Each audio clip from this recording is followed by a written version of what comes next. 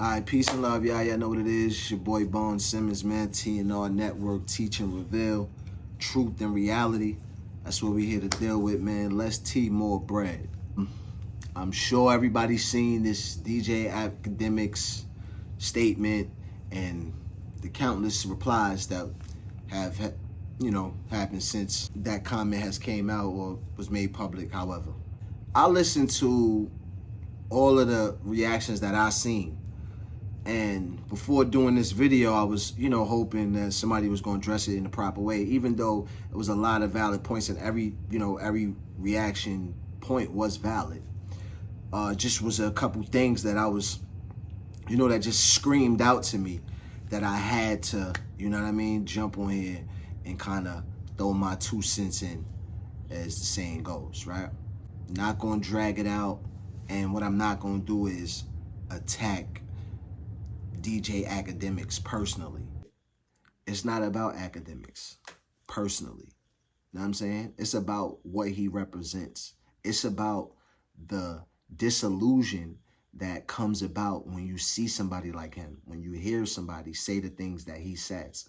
I mean, the ideas specifically, you know what I mean? So that's what I got a problem with, that mentality. So I'm attacking that mentality, not attacking a person, because hopefully he could grow through this. And like I said, it's not personal. And my beef ain't with people, because I feel like quickly it's no really good and evil. Every man is all things. And you know what I mean? It's kind of like a maze. When you going through that maze, depending on which turn you hit, is gonna, it's gonna reflect on your outcome. You know what I mean? So however people got to the point that they're at in their life is just through the situations, but I believe we all start out, with the same possibilities. And not just what he's saying, what he stands for, and his position in this war that we got going on, right? I want to expose his position in this war that we got going on with a few different points as well, right? So let's start off with the first point. So point number 1, and I guess I'll pose this like a question. How does this happen? That we have dusty artists, the forefathers are dusty, right? Looking out here looking dusty. And then these new guys are out here blinging and looking extra successful. How does that happen? Taking off the table the obvious money management reason, right?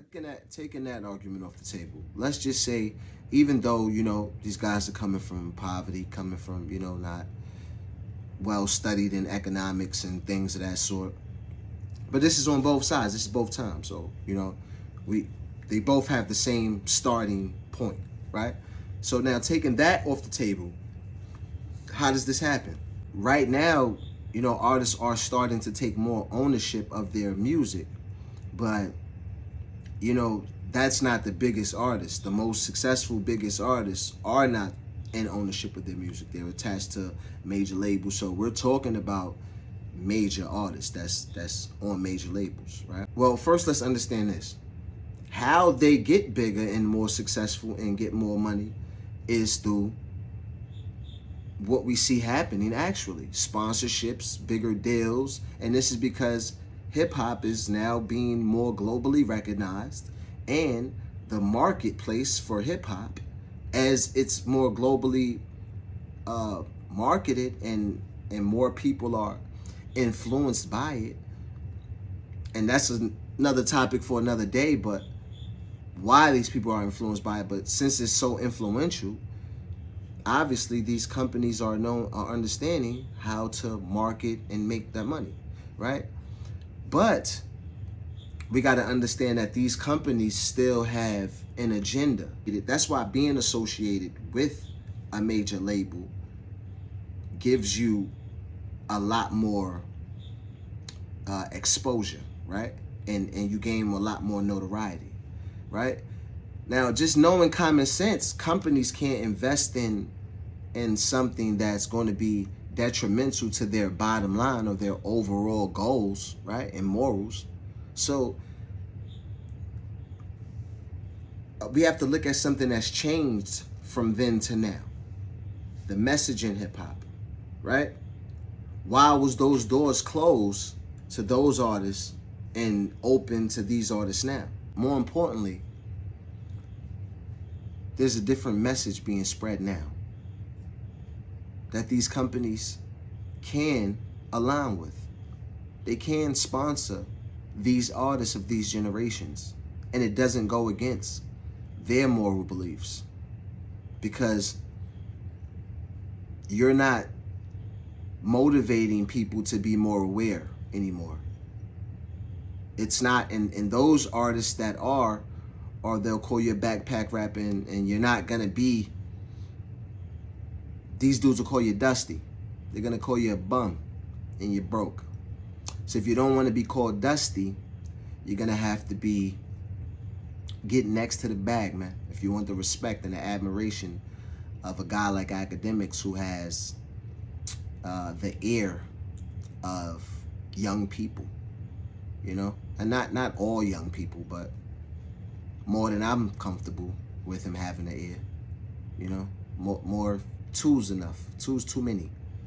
Nobody should be following under his direction and leadership. But that's another story for another day. But that's just one point, briefly. You deal with companies now that wouldn't deal with the forefathers, because you spread a different message than the forefathers spread. So it's easy for these big companies to lie in bed with you, right? Now let's not get things misconstrued. You don't own anything. You don't own anything. So it's the second that these guys pull that plug from you, you'll be dusty in a matter of years as well. The dust will start to collect on you as well. That's just one point of why, of how. That's a kind of a how. Something like that can happen. Second quick point, which is more like an analogy. We got NBA players. I love basketball, and I respect the NBA. I love the NBA because I admire the discipline and sacrifice that those young black brothers and young brothers from everywhere, that it takes to acquire the skills to be a part of the NBA. You know, blanketly, the NBA does allow, you know, those young black brothers to use their voice to uplift other black brothers. You know what I mean? And that's a great thing. So I admire that determination, discipline, self-respect, accountability, and inclusion that the NBA has in our culture. You know what I mean? And with that said, you know, you don't see those brothers disrespecting Kareem Abdul-Jabbar, Bill Russell, because you got players like Gilbert Arenas. No disrespect to Gilbert Arenas. I see him out doing interviews and stuff. He seems like an intelligent, great brother, and he's one of them brothers that was disciplined and sacrificed enough that made it to that point. But he even says he was well overpaid. He admits to it. He got hundreds of millions of dollars in playing basketball. Does he reserve the right to disrespect Bill Russell and Kareem Abdul-Jabbar and those dudes that paved the way for him to be able to, you know, those dudes that broke their back, literally? I mean, for them to, you know, sacrifice so much for them to be in a position. But you see that being reciprocated. You see that respect, and they get honored. They just had the 50th greatest players, the 75 greatest players, and they just do great things, and they constantly honor and uplift each other. And if hip-hop could take just a fraction of that, that's just another point that shows how wrong and ignorant and lacking wisdom that this guy calls himself a DJ. But I doubt if he's a DJ. That's another ploy. Just to call himself DJ Akademiks is a thievery. Every DJ should have a problem with him. You know what I mean? And like I said, not personally, but just far as from a principality standpoint. You know what I mean? Don't call yourself a DJ when you don't. Be true to who you are. That's what we, you know what I mean? Let's promote being true to who you are. I don't want to chop down Akademiks, but I want to promote being true to who you are. Let's just say that. You know what I mean? I don't want to beat another brother because that's not the answer. But I do want to beat down the principles or what you stand for. I will beat a brother's principles down. I don't want to kill none of my brothers, but I will kill a brother's principles fast. Okay? I will kill one of my brother's principles and your morals. I will shoot them down fast. Even with the boxing dudes like Ali, you think Mayweather could turn around and say Ali's a bum? Even though we seen Mayweather not give the full respect to Ali's boxing credentials, but you never see him disrespect or saying, you know what I mean, these dudes is, I'm making the most money and not, you know, he, even if it's not Ali, you still see him praising he's the most paid, but you still see him praising and being a student of the game, and that's why he's the most successful and the most paid. Third point, life, evolution, growth. I don't think DJ Akademiks understands any of those. His brand has been able to grow through ignorance, and that's probably why he doesn't understand any of these. But listen, somebody should explain to him that as people fight, especially black people in America, and not to be funny, but I know, you know, Akademiks doesn't have an American background. He's an immigrant, if I understand correctly. And that's not to say anything bad. It's just to say how detached he may be from the black struggles in America, right? Because he's from another country and he came here. You know what I mean? So he's not dealing with the residual effects of the transatlantic slave trade as much as those who are dealing with them that has been born here. That's from a physical standpoint. That's from a mental, a spiritual aspect, and a bunch of other ways. But I'm not going to dig too deep into that. But basically what I'm trying to say is, as we've, you know, you got to crawl before you walk. So as we've crawled and we've opened up doors and we've made progress, our forefathers has made progress. The Martins, the Malcolms, the Hueys, the everybody, right? Doors have opened for us. And the next generation has always been able to attain more, right? So that's how the next generation could have more, because of the things that they was able to attain, because of the doors that the predecessors opened up for them. But the sad part to that is that once you attain more and you don't attain it through wisdom and you don't attain the wisdom, you actually attain less. For instance, Akademiks doesn't own anything. He doesn't own the platforms that he stands on. They could pull a plug on him and watch the dust accumulate. And then my son will recognize him and know and look at him as a dusty guy when he sees him, a dusty guy that used to be a part of something. And forget the contributions that he made that could probably help my son to, you know, be better as a journalist, as a podcaster, as a public figure.